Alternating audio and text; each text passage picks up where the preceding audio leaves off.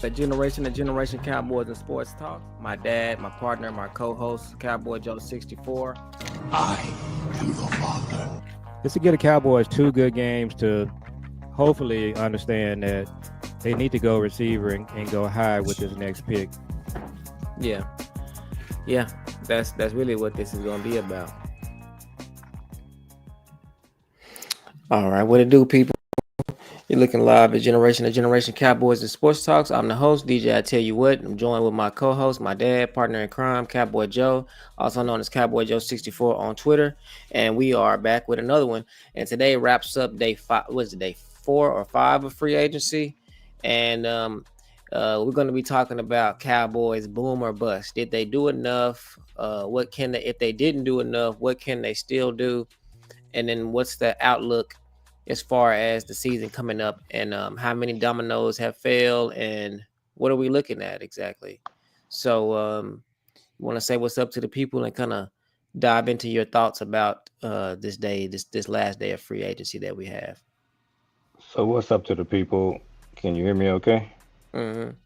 So yeah, I today we signed Dante Fowler. He was a guy that uh, went to the Commanders last year. So that was a nice pickup. He actually had 10 sacks. I had no idea he had 10 sacks last year. So Yeah. I mean, that's would you say that was their best pickup, or what you think? Yeah, that's probably their best pickup. Outside of that linebacker that they had, that linebacker was their best pickup, and this was their best pickup. Dante Fowler definitely probably was their best pickup. I mean, the argument right now is, did the Cowboys do what they always do? And my answer, and if you got to be real careful when you're talking about um, the Cowboys, and if they did, when you're discussing these type of things, because the answer is no, they didn't do what they always do. Um, they did more than what they typically do. I mean, they signed a lot of free agents. I mean, compared to what they normally sign. The only thing about it is this time, um, they signed bottom of the barrel free agents, which is what they typically do. They just do that with a minimum amount. They normally don't go sign a lot of players in free agency. But the fact that they put themselves behind the 8 ball so bad last year and the year before last, really, with not spending in free agency and not paying players and letting players walk, this is pretty much what happens. And this is the boat that you put yourself in when you build your team like that. When you build your team through draft and development and you don't draft well, this is what ends up happening. You have to do things that don't necessarily make sense. Like, for instance, you have to do things like spend a lot on free agency, but you can't overspend, and you can't really just delve out there and throw contracts at everybody. And you do things that doesn't make sense. Like, you have homegrown players here, some that have played here on a discount previous years because they were that locked in with the franchise. But now, when it's actually time to pay them, you don't have the commitment, or you don't have the money to do it, or you don't want to pay them. You undervalue your own homegrown talent. It doesn't make sense to draft and develop a player, and then when they develop and get to their peak, you don't sign them. To me, that's backwards. I mean, that's just backwards. So it's like you use the player for and then you went to them and asked them to take a pay cut, and they did that for you. Some multiple times, like DeMarcus Lawrence, he did a couple times, and Jordan Lewis definitely did. He played on veteran minimum last year. And then when he over exceeds, now you give him his walking papers. So it's this is the where they put themselves. Now, the big thing today is what's going around is Tank and Micah going back and forth. And the focus should be on the front office, but Micah, Tank said what he had to say, and Micah came back. Well, Micah started it. Micah said it's my time, first. And then Tank came back and said what he said. And then they got into a little spat. And then a lot of the other Cowboy players weighed in, which, you know, we know that they didn't really gel. We know that Micah and Tank have not been really feeling each other since Micah got here. We know Tank was the leader of the defense, and Micah came and took that crown basically. And then we know that that Tank went on national TV after the Green Bay game and acted like it was no big deal and said, "Hey man, we was just tired, man. We got tired," and that really teed Micah off. Micah didn't like that, and then Micah then Tank didn't like the fact that Micah was on a podcast with Jordan Love and other players that beat us, and so Tank had something to say about that, and so did Malik Hooker, and so the locker room was kind of divided for a minute there, and then you have Dak telling Tank, telling Micah that from a leadership perspective, he should be at voluntary training camp. And you have Micah saying, "I don't have to do nothing. I'm the best player on the team. I don't need to be at voluntary training camp if I don't want to go. I got other things to do. I'm pushing the brand. I got other things to do. I'm pushing the brand. You got your money, and now I'm getting mine. And when the first game gets here, I'll be ready to play, and I'm gonna be the best player on the team.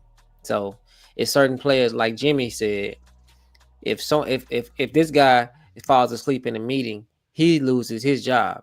But if Troy Aikman falls asleep in the meeting, get him a pillow.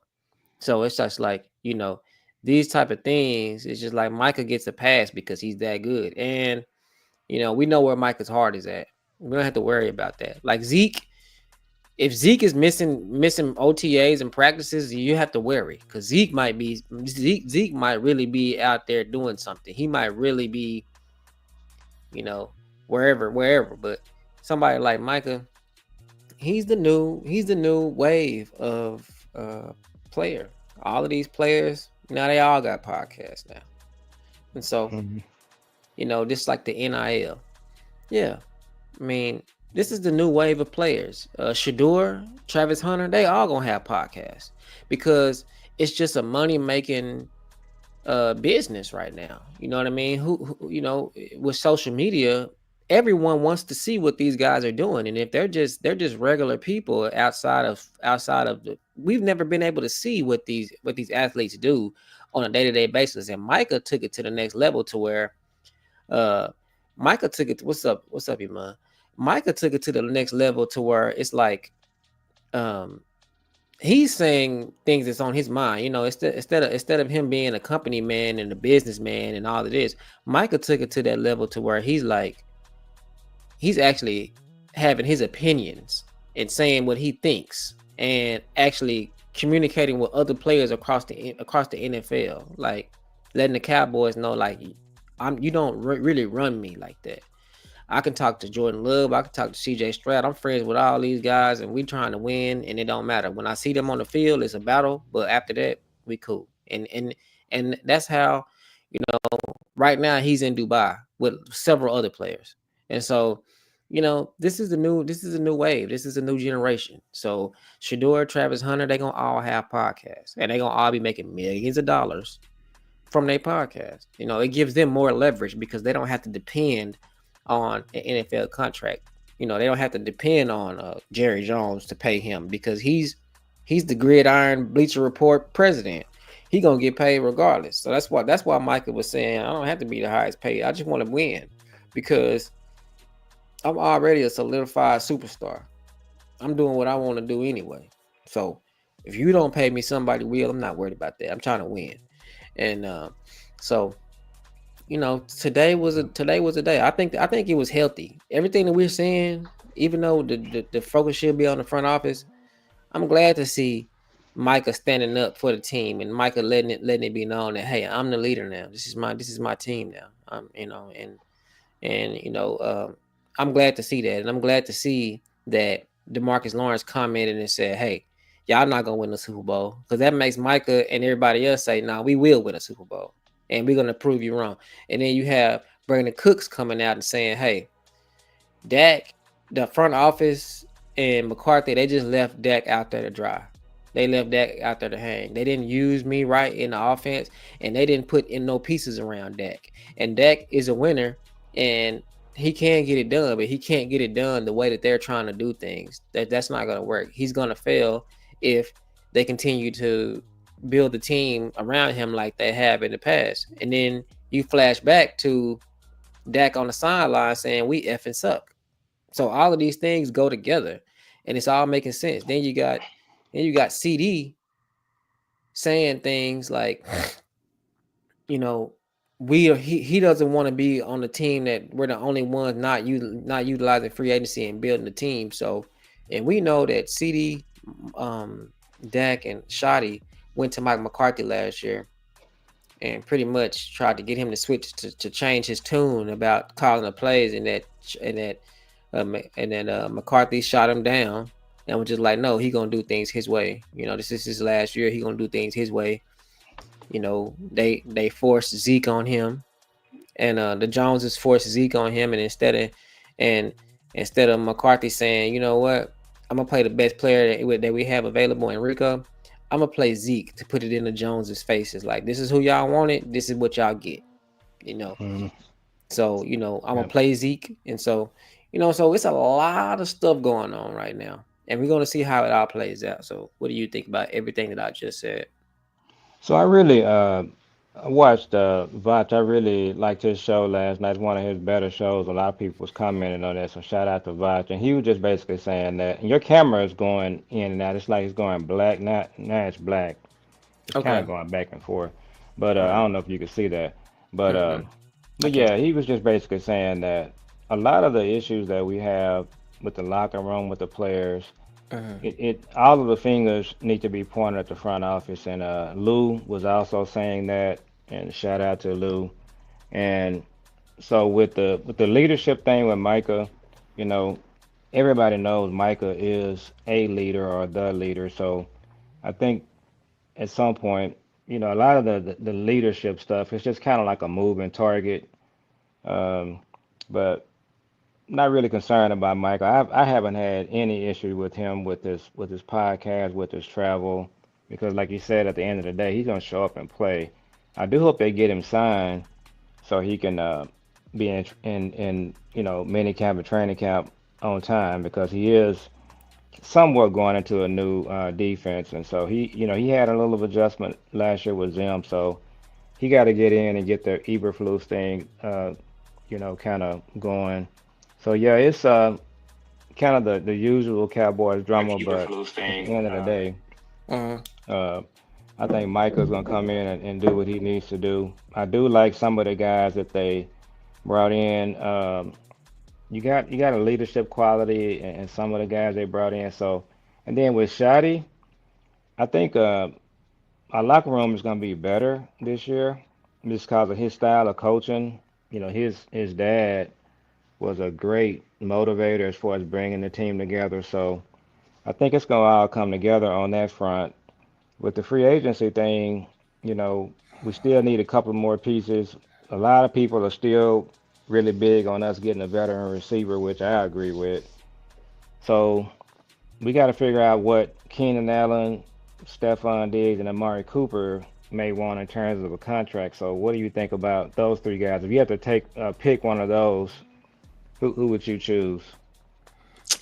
Uh, I mean, I would choose Amari Cooper because he's familiar with Dak and he's already, he's been here before, and it would just be a good story. And he's one of the better receivers in the league when he's playing and when he's healthy. But I heard that one of his ex coaches said that he's done, that he's really thinking about hanging it up, and that he's thinking about hanging it up. Number one, and also that he wasn't feeling good this last season. His body is breaking down on him, and he just doesn't have Hmm. motivation to play anymore, and things like that. And that fits Amari Cooper. That's the type of player Yeah. he is. So I mean, you can. So I totally believe that. So if they And saying that he's you could already, see that in a couple of the Buffalo games. you You could could. just kind of see. Now Stephon Diggs, we got to figure out where his head is. Hmm. He's coming off that knee injury. But I Yeah. think the number one guy that a lot of the content creators are kind of agreeing on is Keenan Allen. So Yeah, I mean Uh, Keenan Allen would be perfect. I mean, he would be perfect because he's a the veteran presence that you need. He's a dog. I mean, he's hard to cover. he kind of has So some leadership qualities too. he got that. So he'd be perfect. He'd be perfect. With you definitely don't have to worry about the stuff that you have to worry about with Stephon. With Keenan Allen, because And they're totally different people. and with the free agents that we brought in, we got to look at the draft and just say, okay, are they? Do you think we can take defensive line off the table because they got the one technique, and also, Moz is going to play the three technique, we believe. But I'm just wondering, are they going to try to bring in somebody to? Now, Walter Nolan, I believe, would be a three technique, or is he a one? We gotta look at that. Uh, Yeah, I'm out on Walter Nolan altogether. so we may be taking the Walter Nolan pick off the table, which I think is good. A lot of Yeah. people still thinking that Ted is gonna fall to us, but one of the things that I want to talk about what Vach said last night on his show, which was really pretty profound, and actually it's something that we've been talking about for weeks and months on our show is the Cowboys, they just don't, they're just not good as far as building a team. When they have players, when they draft a player, they basically say, "This is your job. You don't have to worry about anything. Matter of fact, we're gonna draft around you. We're gonna sign free agents around you. There won't be any competition." And what Vach was saying last night that I agree with is what the Eagles do. They take a player, if they sign you in free agents or even if they draft you, they're gonna bring in the same player the following year to try to push you down a roster. And that's what has hurt the Cowboys over the years. They don't just build a team like that. They draft a player, they get a player. They did it with Jason Witten. It's like Hmm. when you get a position, it's like yours to keep. No competition. We're not bringing anybody in to try to make you better, to try to take your spot.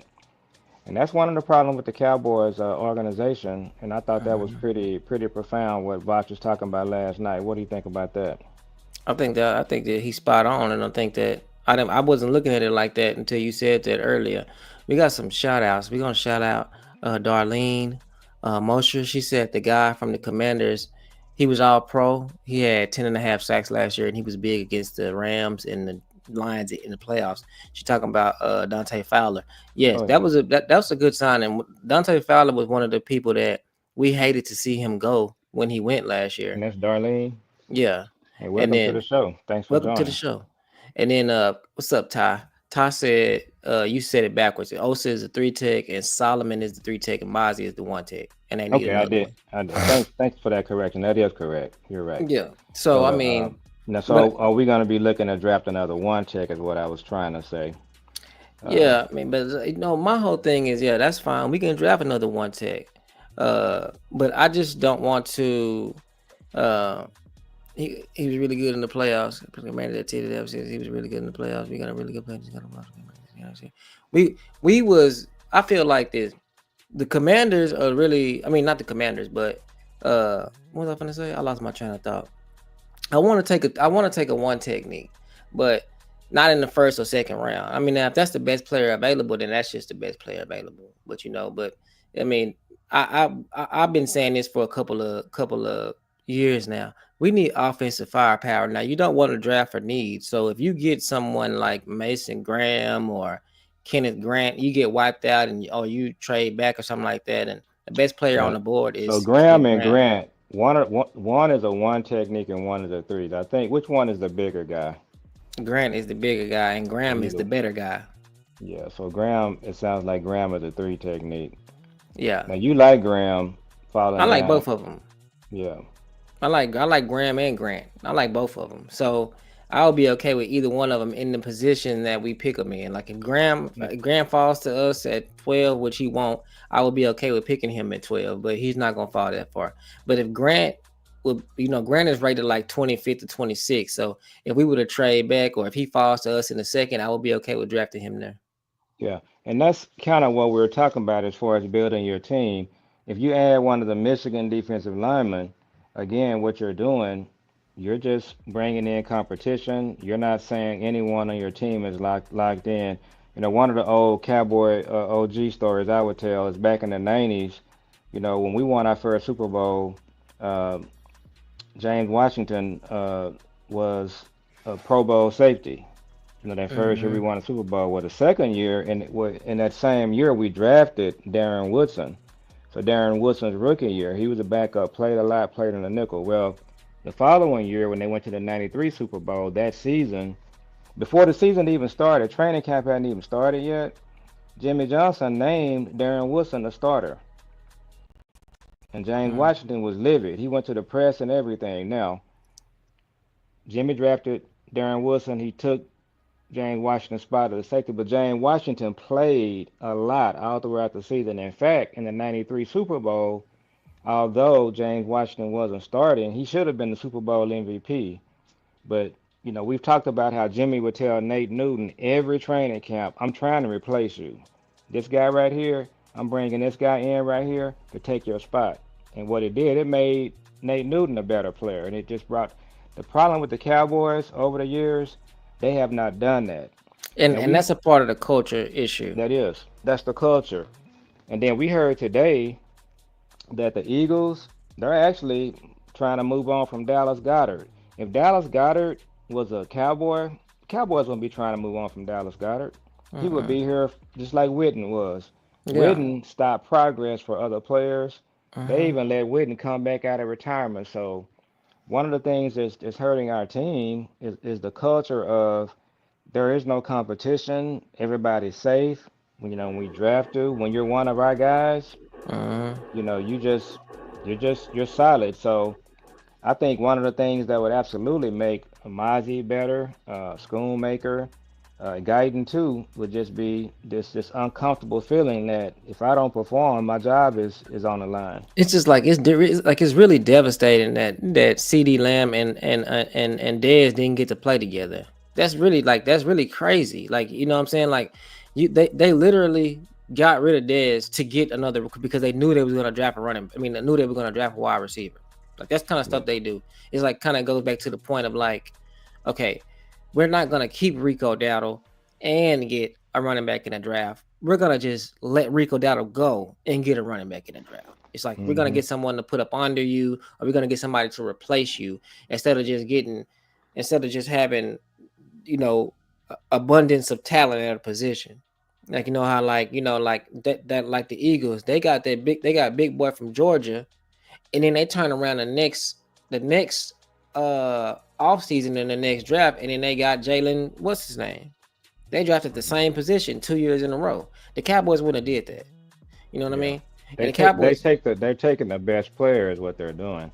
they're taking the best player, and the Cowboys don't do that. And then Will McClay and Steven and Jerry, you know, we need to know how much influence I mean the coaching staff is going to have over the front office. That's the $1 million question.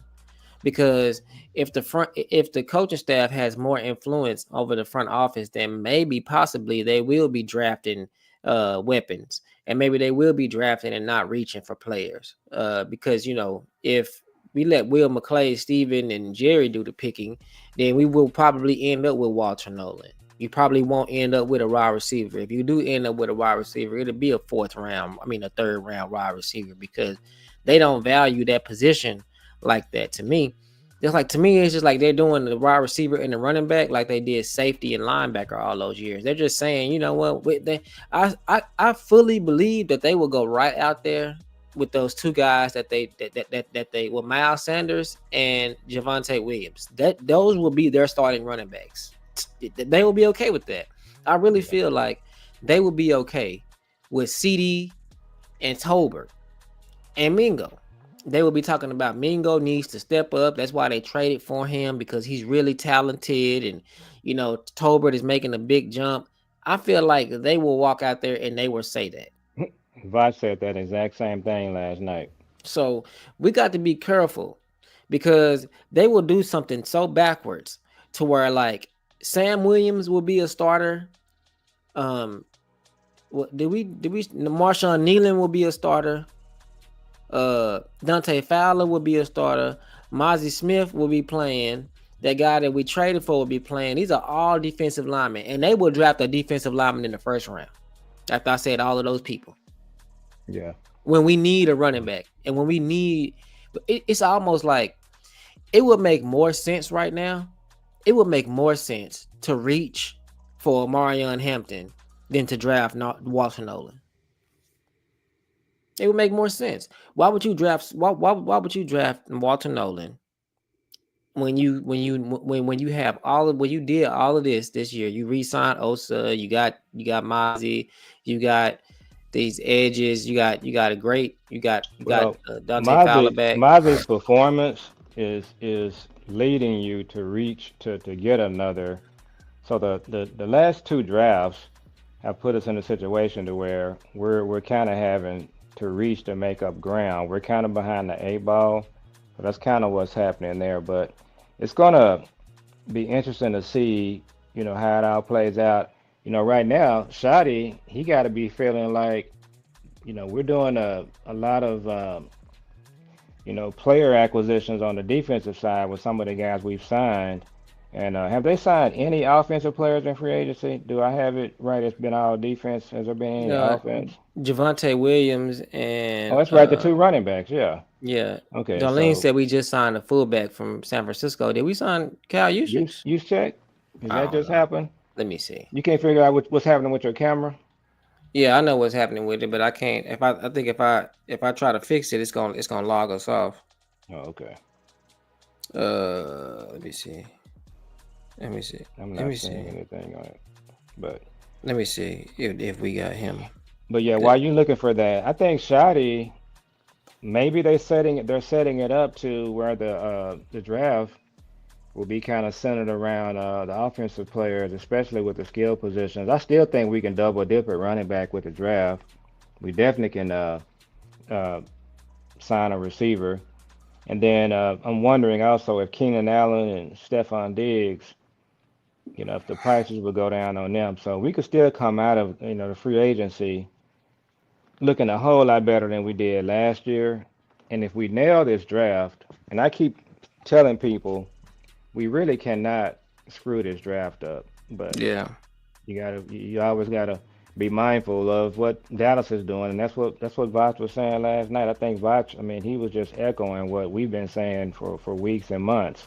Uh, Brian Brada said this week that they are that the Cowboys had a reputation for being a really good drafting team, Mm-hmm. but the last 2 years, people are really concerned about the way they're drafting, and so needs to be a bounce back year for the coaching staff, and then hopefully what we see too with some of these coaches that they hired, hopefully they just set an environment where it's just competition, all throughout the team for positions. Nobody's entitled to anything, and you just got competition throughout. Did you say anything on us signing Kyle Juszczyk?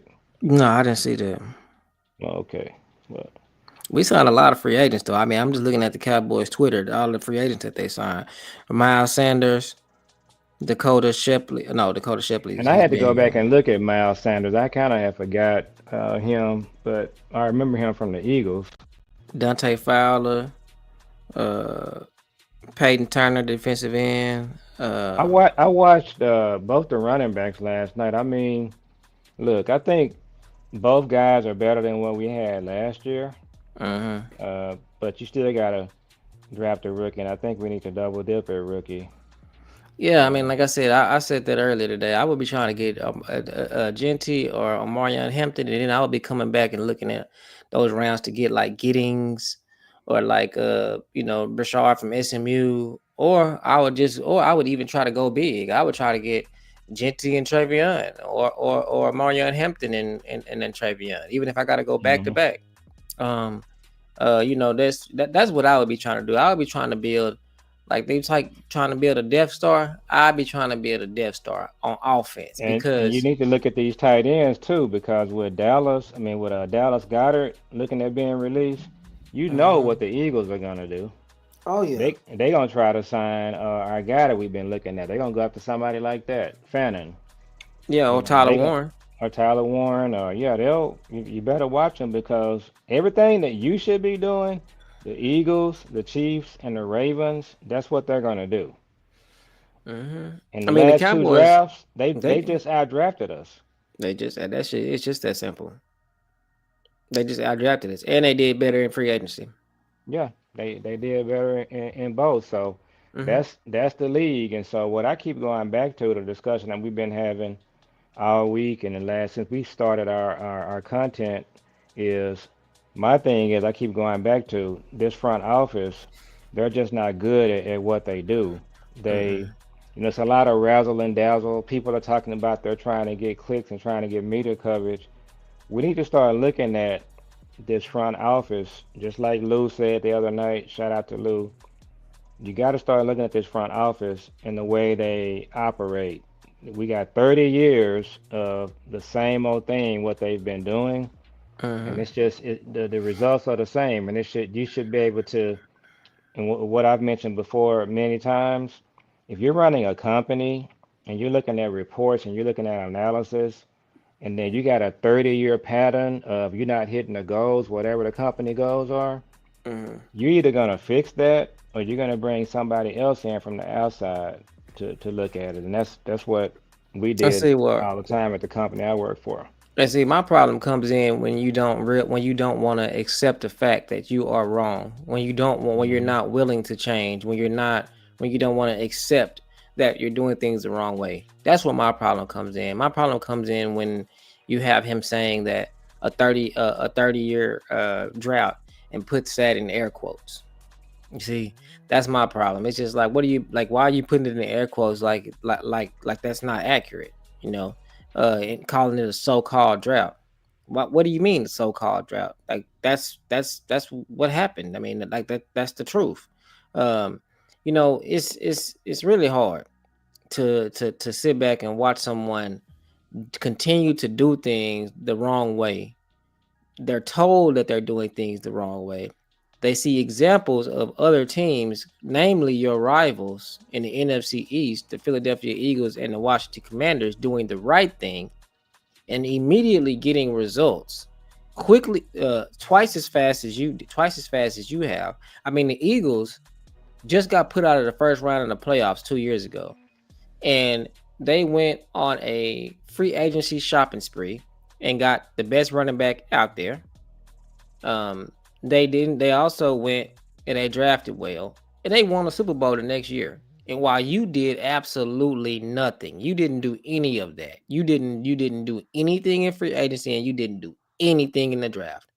And then the Commanders, Dan Quinn left out of here. He been here for all those years, and he wanted to sign Bobby Wagner so bad. And the Joneses, the Cowboys, they just couldn't figure out how to do it. They just couldn't get it done for whatever reason. And so Dan Quinn gets hired with the Commanders. The first year that he's there, he completely rebuilds their team. I mean, they go Hmm. crazy in free agency. You They can do it. also draft good. They also drafted well. And they ended up in the NFC Championship. They were the laughing stock of the league 2 years ago. You can turn your team around in 1 year. We can do it this off season. We still have the opportunity to flip our team, And especially if we draft she said, we good. can't say they didn't do anything. They signed their long snapper. You see, that's the kind of stuff that's the kind of stuff they do. And Yeah. then like I said, they'll actually tell us and make a statement. They'll say, "Oh no, we did use free agency. We signed a long snapper." Like they will put that Hmm. like right now. I think they freed up my thing is I think they freed up this free agency to say we had to do this to sign Micah. I think that's what they're going to say when we know as content creators, and we know that the salary cap is public knowledge now.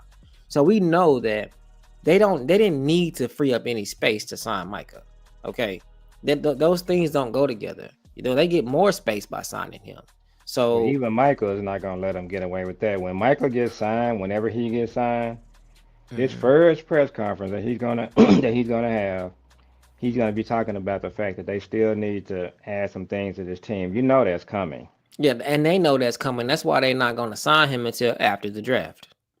Yeah, but whenever they sign him, that's what he's gonna say. He's gonna say, let's keep building this team. He's gonna be looking at who they're drafting.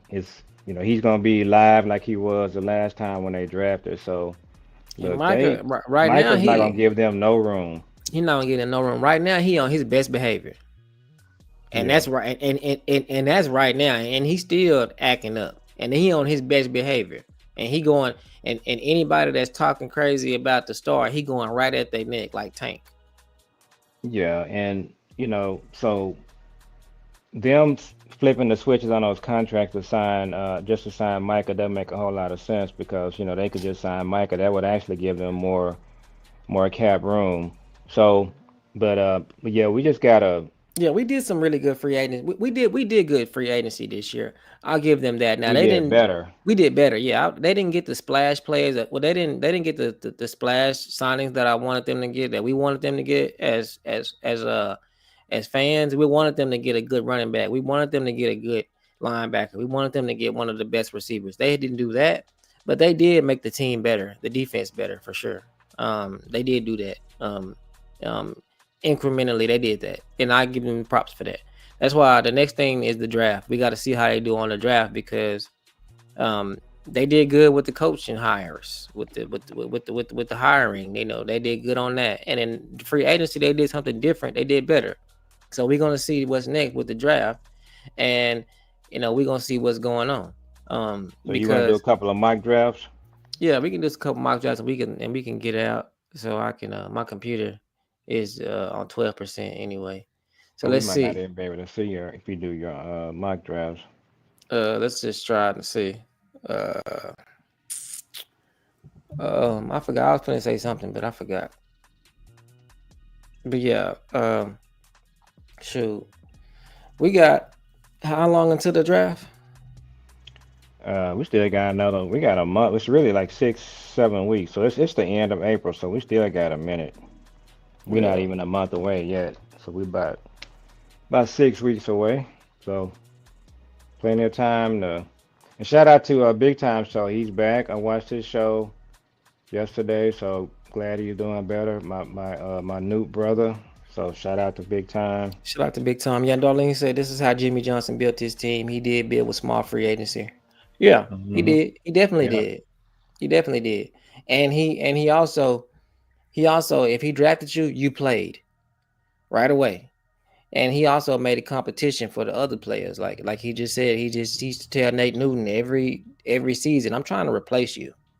And one thing Jimmy did also that I might add, if he drafted you and he played you and you were not a good player, he didn't waste a whole lot of time getting you out of the lineup either. He did that Yeah. with Robert Jones, a linebacker. When we went to our first Super Bowl in '92, the rookie Robert Jones was the middle linebacker for the season. He started. Hmm. Well, in the playoffs, all of a sudden Robert Jones is not really in the mix. And then the following year, although Robert Jones was the number one pick the year before, he got benched. So Jimmy was all about competition. He's gonna play the best players, Hmm. and that's what we need to see happen here if Hey, we're this gonna is turn this a thing around. this is an interesting mock right here because we got wiped out completely. Which is possible. I think that's a realistic possibility. So you got wiped out. So who's there at 12? uh Shamar Stewart, Tyler Warren, Kevin Banks, Mikael Williams, Jalen Walker, Matthew Golden. So we gonna pick as the Cowboys front office, or are we picking? We're gonna do both. But what are we doing on this one? What we would do on this one, we would either take Jalen Walker or Tyler Warren So who's the number or one rated player? Shamar Stewart, the edge from Texas A&M. I mean, Kelvin Banks is out there too. I think we should probably take Kelvin Banks. I mean, he's a tackle from Texas that would play guard, and your line would be Yeah, you can complete. go ahead and take Banks. That's probably realistic. Yeah, your line would 'Cause be He's complete. been he's been rated pretty high. So you taking him. He probably is playing guard, but Yeah, he's this a right this guard. this draft right here, this mock right here is probably what's gonna happen. See, now what's available is at 44, the highest rated player is Kenneth Grant. And then After that is Harold Fannin Jr., Trey Harris, Jackson Dart, Trey Amos, you know, Azariah. I don't know what got into this. What got into the What simulator running today? backs are available? Yeah, so you talking about reaching. Yeah. But Woo. what they probably doing is adjusting the simulator to what's really finna happen. That's Um, probably what we're gonna start seeing. the only running backs that are available is Quinshawn Judkins, Travion Henderson, DJ Giddens, and Scatterboo. And they way down there. They at 64 and we at 44. So the defensive tackle was Grant. Yeah, So you probably would take him. yeah. And you don't have a wide receiver or a running back yet. Are we going 5 rounds or it ends with 3? Ends with 3. And so now you at pick 76, and Jackson Dart is the highest on the board, and Quinshawn Judkins is the next running back. And then you got Tez as a wide receiver. I mean, You would take the running back when and this was realistic. yeah, if this is realistic, they would And take this the would be running. a good draft. I mean, this is probably going to be what happens. So they Yeah. would have to take Quinshawn Judkins right here, you know? Yeah, and in this scenario, you're gonna need a Keenan Allen or somebody or a Stephon Diggs because you got wiped out at receiver. Yeah. This is So in probably that what's in going to happen. so in this scenario, Genty and Tet were gone. Yeah. And we got Kelvin Banks, Kenneth Grant, and Quinshawn Judkins. That's a terrific draft. All 3 of them probably starting for you Oh, yeah, no at some doubt. Kevin Banks before is the season starting. is over. And Kenneth Grant is definitely going to be starting. And Quinshawn Judkins ain't going to have no choice but to start because we don't have no running back. Yeah, he's gonna be there. So you got, but what you just did right here, this is what our competition has been doing these drafts. They just been knocking Mhm. it out of the park. This is a knockout draft. So do another one and see if you can trade down to 20, and then we can trade and just do one. I want to do on this simulator. Let's just do one trade. Let's don't do all of the different scenarios, and they may be changing the simulator. That's not even doing all of that now. Mhm. Because I Okay, let's think a see. lot of those trades, people, all the stuff we've been seeing as far as the trades, I don't think is realistic. Okay, so this one right here, they want us to trade from 12 to 32 and pick up 64.96. That's a huge jump. I don't want to do that. I don't want to trade 20 spots. It was they have another one. Yeah, it's the same thing. Trade to 28 and pick up 60. Is they gonna give you another one? Nah, that's it. Did you take that one? No, I didn't take it. I didn't do anything. And Genty and Ted are gone. You going from 28 to 28 and you picking up what? You going from 12 to 28 and you picking up pick 60 and you picking up, some next year's picks. So let's accept that one. Okay. So you had pick 28. Who's the highest rated player? Josh Simmons from Ohio State, the tackle, and then Luther Burden is next. If Simmons is healthy, it's Simmons. Yeah. But Okay. yeah, you gonna take him? Yeah, I'll take him. And then all right. And then they want you to trade back to 49 from 44 and pick up 119. You say you just want to do one, right? So just Yeah, reject all of these. let's accept that. Oh, okay. So Tyleek Williams is the first person available. Omarion Hampton is it's Tyleek Williams, Walter Nolan, and Omarion Hampton. We taking Hampton. Yeah, we got to. And then the next one is Reject that. Yeah, I rejected it, and I'm at pick 60, and Jalen Milroe is the first on the board, and Carson Schweschinger is the linebacker from UCLA. He's on the board. Trey Amos is the cornerback. He's on the board. That's who they would take. What's the But highest rated receiver? Jalen Noel, Xavier Restrepo, Jalen Royals, and Tez. Go back to the top of the list. It's Jalen Milroe, and that's who I would take. I Yeah. don't think they would take Miro. No, I don't either, but that's who I would take. I Then think they after would Miro too, Carson Schwetzinger, and it was somebody else you mentioned after that. Trey Amos. The corner. Yeah, Yeah, that's who would take. yeah, That's realistic. it is. And then they want you to go back 10 spots, 186, and pick up 125. You gonna take it? I think rejecting it would probably be the way it would actually go. Okay, so at 76, Jalen Milroe is still there. And then you have Alfred Collins, he's there. And then you have Tez Johnson, he's there. Mm, so far, you have Josh Simmons, Amarion Hampton, Trey Amos. So you really probably should pick, Tez. yeah, Tez. Some people are questioning if we would take Tez because we extended Turpin, but I'm not sure about that. Yeah. And then we don't know none of these people. Ollie What's your Gordon, next pick? it's 119, and we don't know none of these people. Who's the highest rated? Holland Pierce, he's an offensive tackle from Rutgers. Nope.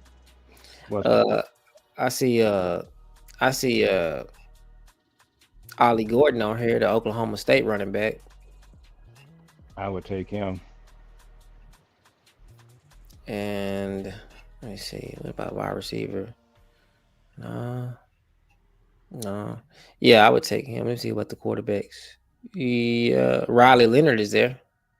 But who are the receivers that are left? Ricky White, Caden Prather, Nick I've heard Nash. I've heard some things about Nick Nash and Prather. So you want to take one of them, or do you want to take Ollie Gordon? Ollie Gordon is Ollie Gordon the highest ranked? He's ranked higher than Prather and Nick Nash. Yeah, you would take him. You would take him. And people will say we just signed us up to two running backs, but that don't mean anything. Yeah, so this is our draft. It's Josh Simmons, Omarion Hampton, Trey Amos, Tez Johnson, and Ollie Gordon. That's an A A. That's an A draft. plus draft. I don't So think you we've got had a bad draft on here. so you got Josh Simmons. Now the Mm-hmm. question that you got to ask yourself there is he's a left tackle. Mm-hmm. So what you doing with Tyler Guyton? But He that's just gonna Tyler have to Guyton. be. He Yeah, gonna have that's to be a Tyler swing Guyton's tackle. problem. Yeah, Yeah. that's just his problem. Yeah, he gonna have to be a swing tackle or Because find if another Josh spot. Simmons, if he's healthy, he's your tackle for like 8, 9 years. Then on Mm-hmm. Marion Hampton, who's the third pick? Trey Amos. Corner. Yeah. Yeah, he may be starting. Then who else we got? Tez. Tez is gonna be contributing, and then Mm-hmm. the last player. Ollie Gordon. He gonna be your backup Yeah, running back. yep, that's a terrific draft. Yeah. But yeah, my computer about to die, so we're gonna Okay, wrap it up. We appreciate y'all for stopping by and everybody that let me get rid of them because there was some people say back in make my sure you yeah. like and subscribe and share. Appreciate you guys joining. Appreciate you guys. Appreciate everybody for joining. Make sure you like, comment, and subscribe, and share, and make sure you like all of the videos and hit the notification bell and like the video. Appreciate you, Ty. He said great show. Appreciate you, Ty. And we'll see you all on the next one. Gonna holla at you. Peace.